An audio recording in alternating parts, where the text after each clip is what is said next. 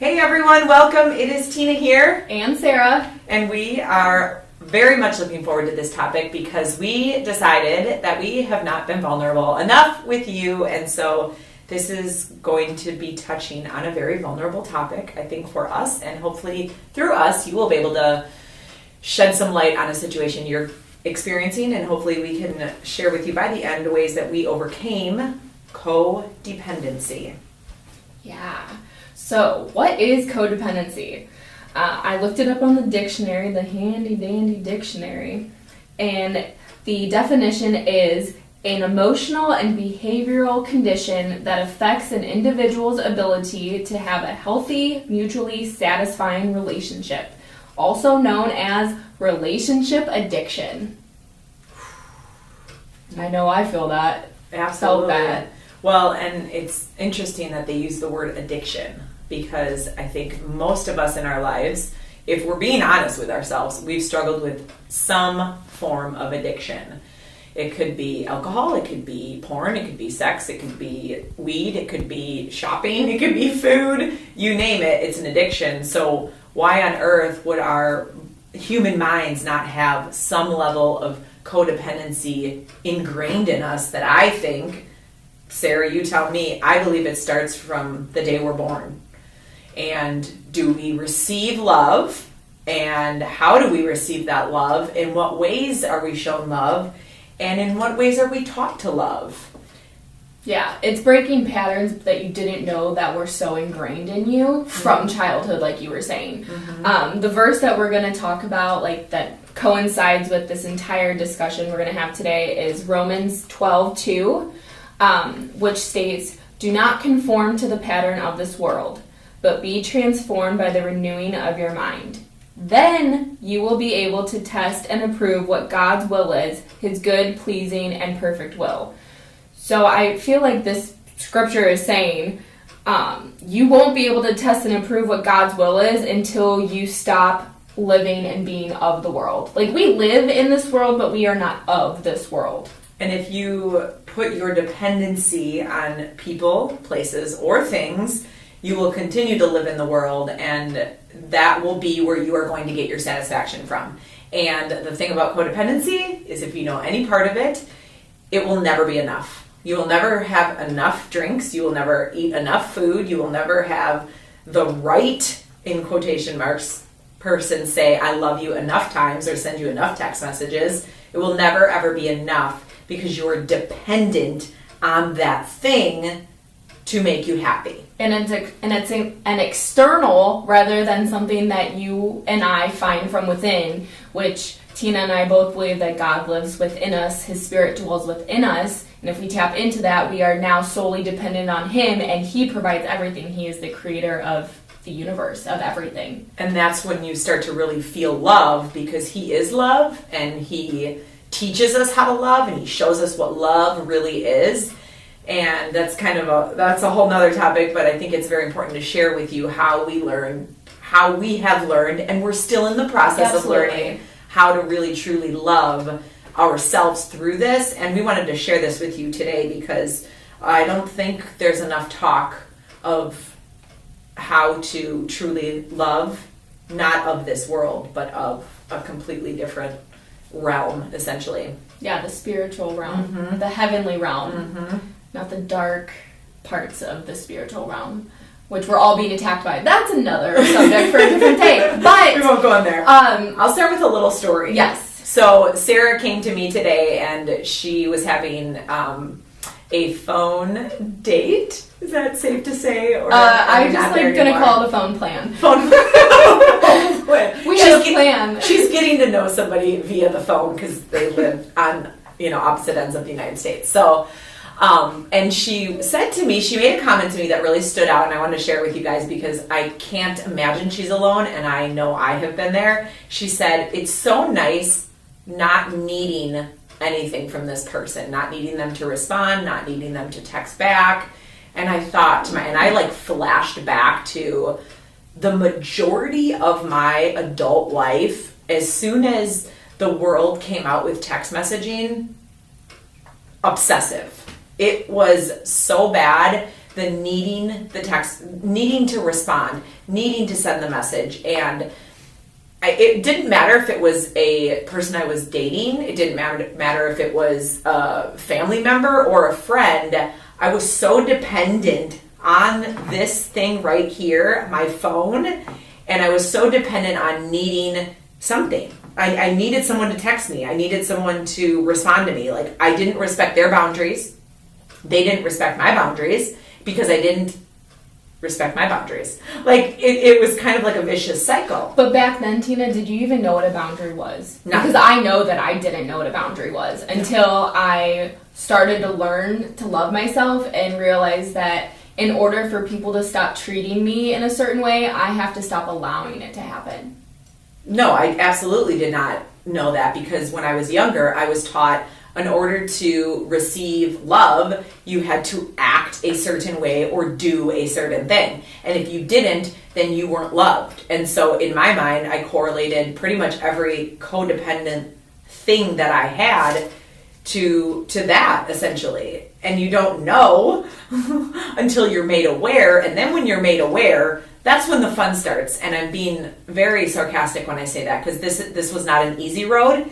I can recall many, many nights of laying in bed with my phone next to my head, which is absolutely horrible now that I'm learning about all the things that are emitted out of the phone. That's a whole nother topic, but they actually create the phone for you to be addicted to it. And I remember just sitting there waiting for someone to respond, waiting for someone to say we're going to hang out the next day, waiting for someone to be available for me, right? Because then it's like, for me, it's me. You're responding to me. I need you to hang out with me. So then there's that twisted, it's almost like I need them, but I need them to need me. Because finding your self-worth in other people rather than being okay with your own self. Yeah. Absolutely. And it's crazy because when I started to, I would say I started to really pray on that, because it felt very, it was not coming from a place of God, coming from a place of love. And so I just started to pray on it. And I actually had to, this sounds crazy, but this is what I had to do. I had to turn on my silencer. So I would silence my notifications until, for a specific amount of time throughout the day. I would silence it at a certain time at night, and I had to keep my phone away from me. I had to actively make the choice to change my pattern of thinking, until now I just do it. Now I honestly, like when I say I don't care if someone responds, obviously I want to hear from somebody. Obviously I want them to respond to my question, but I don't need them to. I do. Everybody has their own life, and I want to share that with you because I understand what it's like to depend on things. I understand what it's like to depend on people. I understand what it's like to depend on things, on food, on drinking, whatever it is. But coming through to the other side and feeling how much more peaceful it is when you are in the space of not needing anything. It's such a better place to be, and I can only give you what I feel. I can't give you the action to actually go ahead and do it, but I will tell you it was a challenge for me. And so for me, actually making a time in my phone when I could only be on it created in my mind, oh wait, I guess I don't need it that much. And when we went to the banquet and didn't have our phones for 4 days, I was like, I don't want my phone back. Like the second I picked my phone up after not having it for 4 days, the second I touched my phone, I started to get anxious. Wow.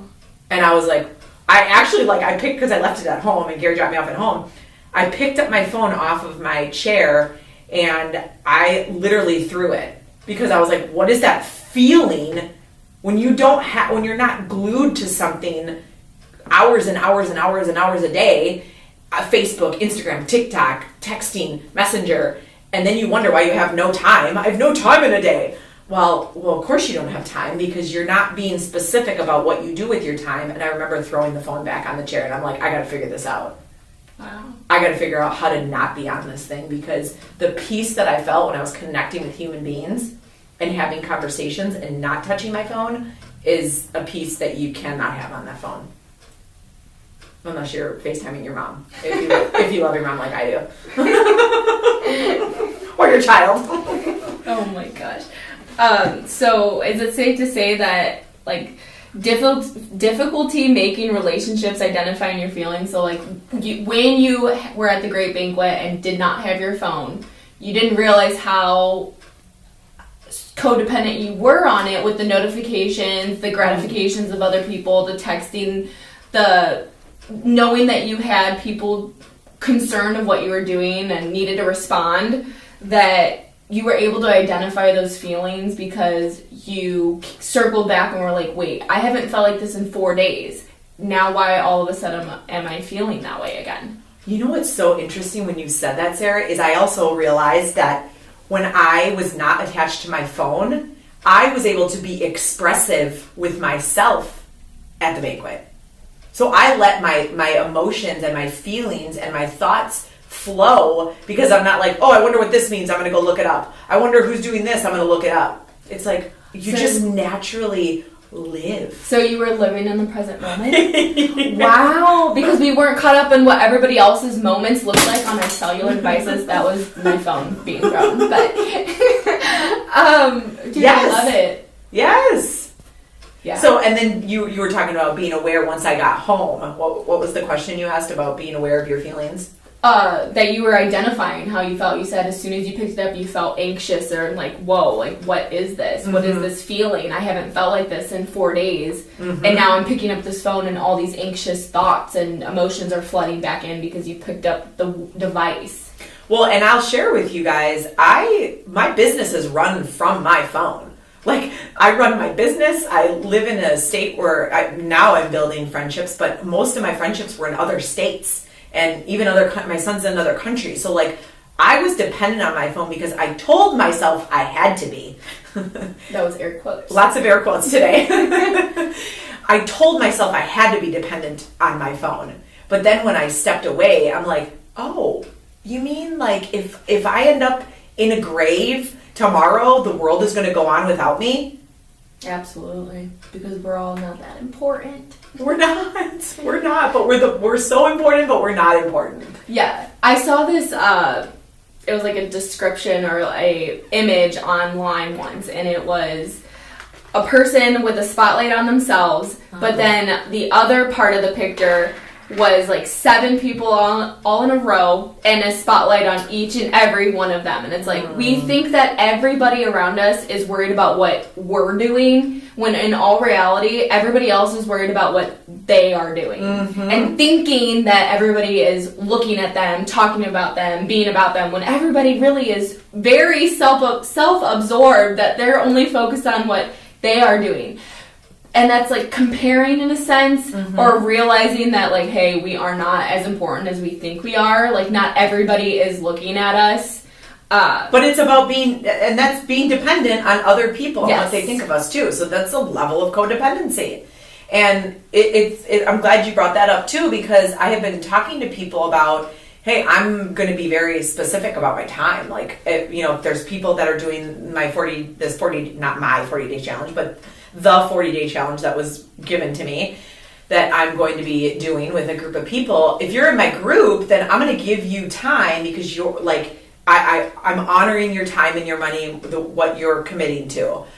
But I'm also going to be very specific about not reaching out to certain people or not messaging certain people who aren't adding value. And I'm not saying that in a mean way. Time is our most precious commodity, and we have to choose to use it wisely. And I've had people say, I am so, like, I need to do that. I need to honor my time.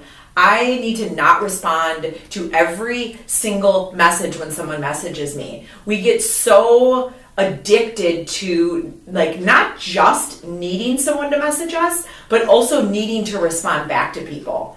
And that, I had a friend tell me after he lost somebody, that he's like, I just can't respond to everybody anymore. And you either honor that person or you think it's about you, which goes back to your spotlight thing. Yeah.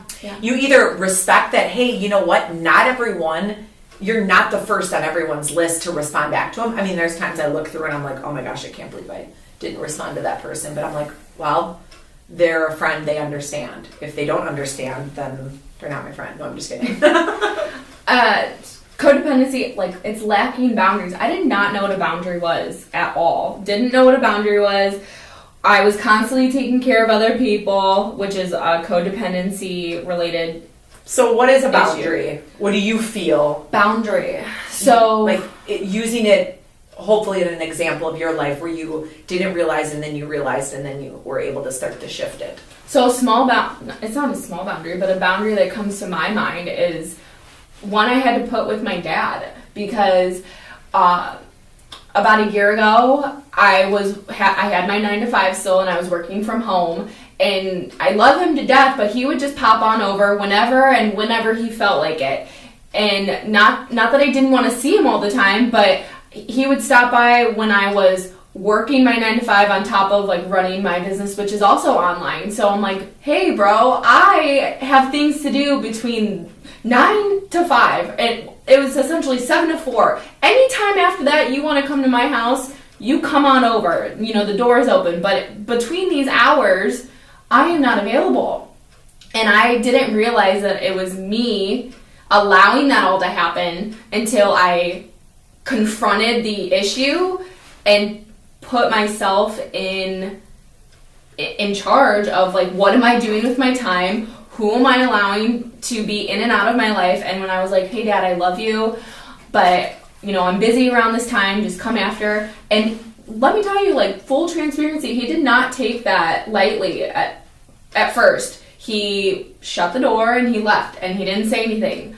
But then a few hours later, he texted me and he was like, I love you, and you know, I'll respect what you have to say. Because if we don't set those boundaries or know how to have those hard conversations, the only person you're really hurting is yourself. Mm-hmm. And I was doing that in a lot, not just like my relationship with my dad, but in a lot of relationships with many different people. What I was doing with it literally all stems back to, what are we doing with our time? Mm-hmm. Who are we giving our time to? What are we giving our time to? And is it filling our cup to be able to fill other people's cups, or is it taking from our cup and now we're left empty? Well, and so true. That was good. Thanks. It's so funny too. Right before you started to talk, I'm like, I hope she talks about what I wanted to talk about. And she talked about it. Her dad is really awesome, by the way. He is. So it's interesting though, because I think that when we confront people with what we feel our boundaries need to be for ourselves, they are upset only because they're looking at their mirror. Every person in our life is there, I believe, as a mirror. Me too. Either a mirror of who we, like, what we want to become, so we look at them and we admire them. I'm not talking about jealousy. That is a very bad thing. I'm talking about, wow, I admire this in this person. I admire Sarah's leadership, and through her leadership, I'm learning to be a better leader. But I don't look at her like, oh, why she got to lead everything? I'm like, wow, what can I learn from her, right? So she's my mirror in that way. And then I look at other people and I see, you know, there's certain things where I'm like, I see them act certain ways and I'm like, oh, why are they doing that? That's so annoying. And I'm like, oh, because they're my mirror, because they show me where I have work yet to do. And so when you start to create boundaries, the only reason someone will get upset with you, and I don't know, maybe there's another one, but this is what I'm coming up with. The only reason someone will get upset with you is because, number one, they're not courageous enough to set their own boundaries, or they are looking at, that's it. They're not courageous enough they're not courageous, that's not the right word. You don't know what you don't know until you know, so it's awareness. Because if you're aware that there's something going on that you can turn and realize that there is a solution, but you're the only one that has the key to, like, open the door or change it. But until you have the awareness that you have the key to open that door, you're both gonna, like, just continue to, like, knock on it until it opens. But it's never gonna open until somebody takes the key out of their pocket, turn it, and then it opens. And hopefully it's somebody who you have built a great foundational relationship with, much like Sarah and I, or much like Sarah and her dad. They can talk to each other and work through it and come out the other side. People that do not respect your boundaries are probably people that are that no longer need to be on your pathway. You can love them from afar. You can pray for them. You don't have to be ill or anything like that, but they don't need to be in your inner circle. And most of the time, it does not even require a conversation. Most of the time, what it is like you said, you pray silently for that person and for the relationship, and then they just kind of fall away, and they see your changes. I've had this happen. There was someone who was just always negative, and I'm like, I got to get this person out of my life, but I've been friends with them forever, so how am I supposed to get rid of them? Air quotes again. But you don't get rid of them. You be the shining example of love in your heart. They will know him through your love, and that person will either notice that quality in you and want to shift because they want to be around you, or they will just, like, I hate to say the word disappear, but they just kind of like I just picture fog leaving. Like they just like dissipate, essentially. Thank you. That's the word I was looking for. And so the reason why I want to share that is because a lot of times we're like, I'm making all these changes. Who are my 5 people? If you're not my 5 people, then you're out of my life. But it doesn't have to go that way. It can go very natural. Yeah, a prayer that I definitely know I was praying a lot in my last relationship was, change me and bless them. Change me and bless them. And oh boy, did I get the change me. And I pray that they are being blessed in many ways. But when you pray that prayer and you say, change me and bless them, God is not blessing them in all the areas that you think they're like, oh, they're going to have abundance and they're going to have all these like great, beautiful blessings. Like he's going to meet them where they're at, and he's going to start to change their life, their world, like bless them and seek them out in ways that they will understand. I love that. That's so true. It doesn't have to be a hard stop. No, I mean, I know for boundaries, like I'm just looking at codependency again, and it also means like you have trouble communicating in relationships, valuing the approval of others. Tina talked about that with, the texting and the notifications. Lacking trust in yourself, having poor self-esteem, caretaking, and lacking boundaries. All of that I definitely have felt throughout my entire life. I'm the oldest child, so for me, I just feel like I was born into the role of taking care of people. Like, I have 2 younger siblings who look up to me. Growing up, I had the best examples of what not to do and what not to be, which has led me to who I am and where I'm at now in life. And when in the past, before I started like turning from within and realizing that I'm the only one that can change myself, and it's not external things, it's not other people, like it has to come from within. I don't even know where I was going with this. Basically, like, I was taking care of everybody else and living for everybody else's expectations of who they wanted me to be.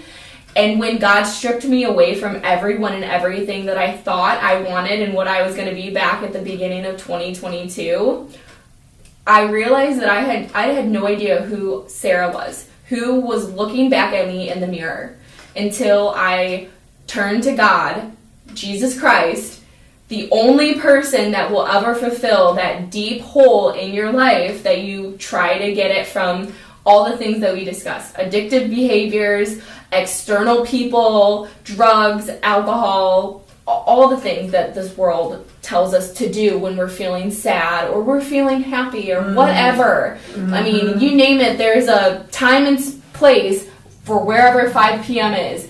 And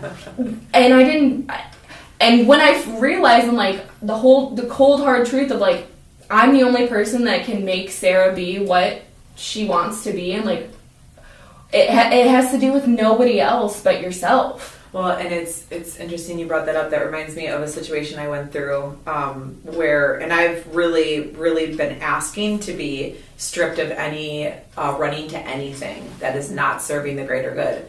And when I say the greater good, I mean whatever the plan is for me, I have to strip away everything that's not serving my life. And so I had a situation that I had to deal with where, and I don't want to talk too much about it because it's a private situation, but I had to handle the situation the best way I knew how, and I did pretty good considering. And through that situation, I went home and I was a wreck. I was a wreck. It was something that happened on my brother's birthday, and it was unexpected. Everything turned out to be good with everything, but it was still very difficult for me. And so I got home and I was like, oh gosh. Well, first I stayed at where I was way longer because I didn't want to go face what I knew the emotions that were going to come up. And so I stayed where I was a lot longer than probably I should have. And not in a bad way, I was around great, wholesome people. And then I went home and I sat there and I just started crying. And I'm like, well, can't run to drinking. I don't drink anymore. I can't run to smoking. I'm not a smoker. I can't run to sex. I'm celibate. I can't run to shopping. I don't want to spend any money. You get where I'm going with this. And I literally would sit, I'm not even exaggerating. I sat on my couch and I'm like, well, I don't want to be codependent anymore on anything. I don't want to be codependent. I didn't even want to call it a person. Because yes, there are times when, where two or more are gathered, there he will be, and you can grow and you can heal. And obviously I believe in the power of prayer more than anything in this entire world. However, at this moment, I felt like I needed to not be dependent on anything else. And I sat there and I would cry and then I would pray and then I would cry. And it probably happened for about 12 hours.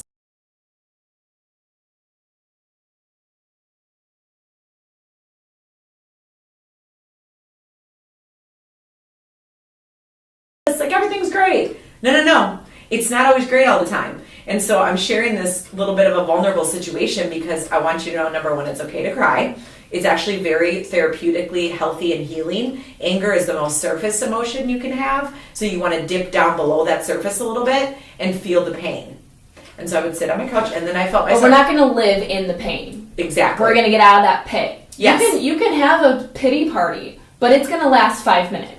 Okay? It has to have a timer. It has to have an end point. Like, okay, I'm going to give myself this amount of time to feel this pain, but it is not my story because I have a parent who is still living in the same pain since 2007, and her day has and it's my mom, and it has been getting worse every single day. And the only person that can get her out of that is herself and Jesus Christ. And there's reasons for everything, but... Well, and every pain that you're going through is going to take a little bit longer. So I witnessed somebody having an issue, and they were laying there essentially dead and looked like a dead body on my brother's birthday. So I was having flashbacks of trauma. And so this sitting on my couch and feeling the pain took about a little bit longer than 5 minutes. But I do agree with Sarah. I knew in that moment that I was like, okay, I need to sit in this.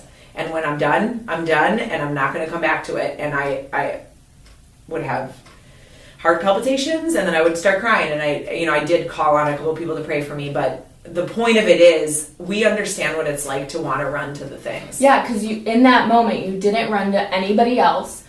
You didn't drink it away, smoke it away, do all the things in the world that could have gotten you to not feel that anymore. I thought every single one of things that I've ever struggled with. I was like, well, eating would help me, having sex would help me, masturbating would help me, eating would help me, drinking would help me, calling whoever would help me. I would help me. No, they wouldn't. It would be a momentary gratification. Thank you. A momentary gratification. The problem would still be there when I was done. So you worked through the problem instead of masking the problem. Yes. And that's what we want to share with you today. Yeah, and it's not easy. I mean, this is not for the weak. No. At all. And we're not perfect.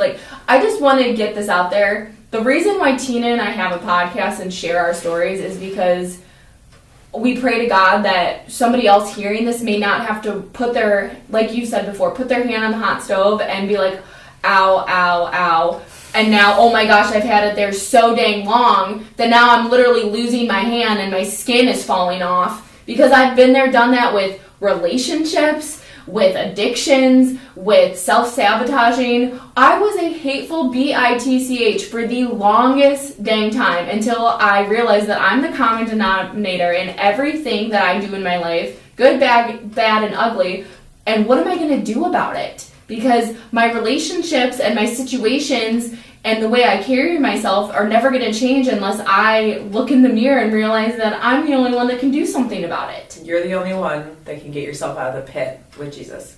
Amen. Yeah. And also the only thing I know is I know absolutely nothing. So I'm just praying that these stories that we share just give you insight so you don't have to make those same mistakes, or if you're walking a path that you think or sound similar to ours, you can turn around because now you see that, like, hey, that didn't go so well for them, so I'm going to try, where they're at now, or turn to Jesus. Maybe I don't have a relationship with him, and they keep discussing how their life has changed because they've turned to God and they've, realized that being like I am not the center of my world, Jesus is, and then once he's the center of my life, everything else starts to fall into place and life becomes easier because I'm not dependent on anything else but him. And I understand that some of you that listen and follow what we do know that we have the most absolute love for Jesus Christ, and that is how Sarah and I get through everything we get through. Honestly, we don't get through it. Like, we are so, Sarah, like, I'll speak for myself. Tina is so weak, but with God, like, we get through so much. And I know that some of you do not follow or do not believe or feel that you need to go to church every Sunday, but we're sharing this with you because this is our experience and our journey, and we hope that maybe there's just a glimpse of, through our love, that you learn that you too can experience it without having to do or be anything. It's literally putting on an armor of protection.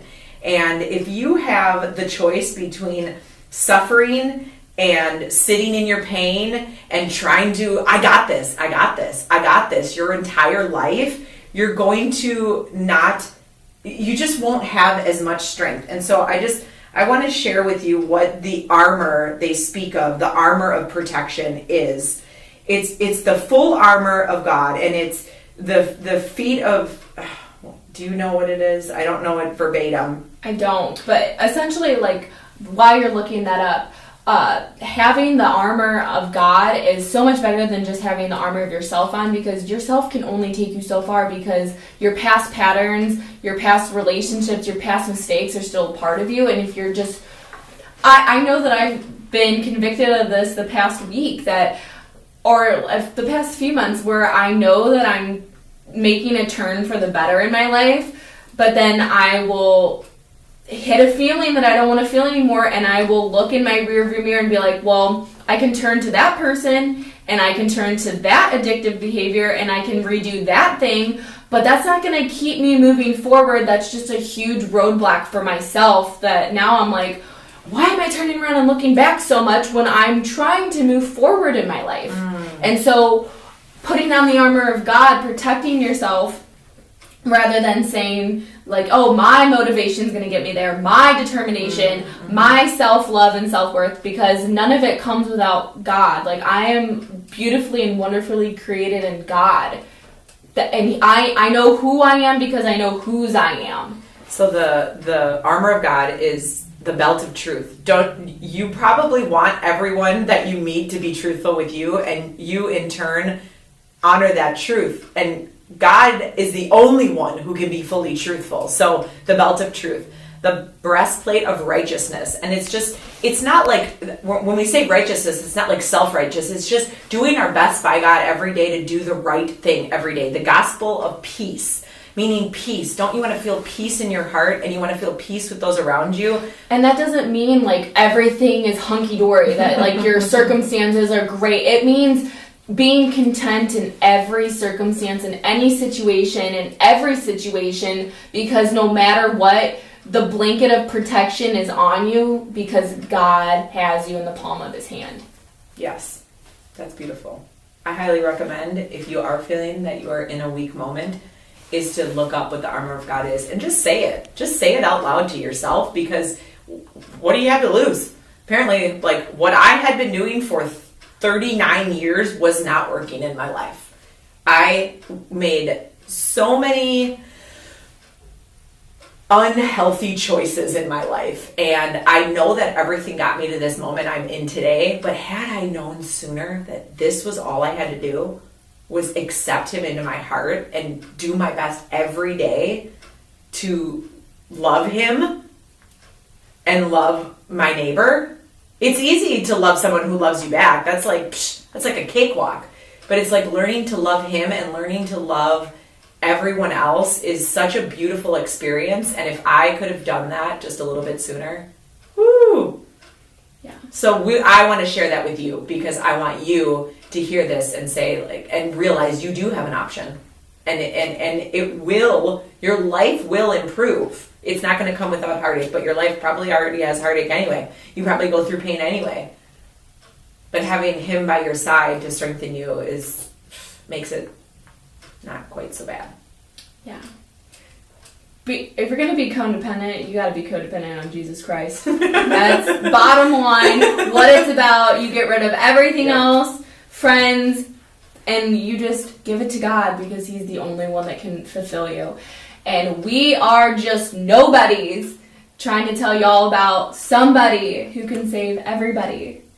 Yes. That's what we're here to do. That is what we're here to do. We love you guys. We appreciate you. We hope that you heard something in this and if anything, if you could just put your phone down for 2 hours a day and be present with who you're with, that alone will change your life. Yeah, set some boundaries. Don't go back to the people and the things that hurt and suppress you and make you feel worthless, because you are so much more. You are so worthy of the love that you've been wanting, the peace that you've been wanting, the circumstances of your financials and your job and all of that you want. It is already yours. You got to claim it in the name of Jesus, but before, you got to just allow him and let him in your heart. All right. I could keep going. Yeah, well, and we've been on both sides. Yes. That's I just feel like I need to stress that to you. We've been on the side of hurt and pain and suffering and addiction and all the things. So we know what it's like to be over there. You're not alone in this, but we also know what it's like on the other side, and that's the side we want to bring you to because it's beautiful. Yes, come over here. Come to the light. Yes. The light on earth. Yeah, we just want heaven on earth. Yeah. Okay. Thank you so much. If you found any of this helpful, please share it with a friend. Subscribe to our channel so you don't miss every Fearless Friday. Until next time. Bye.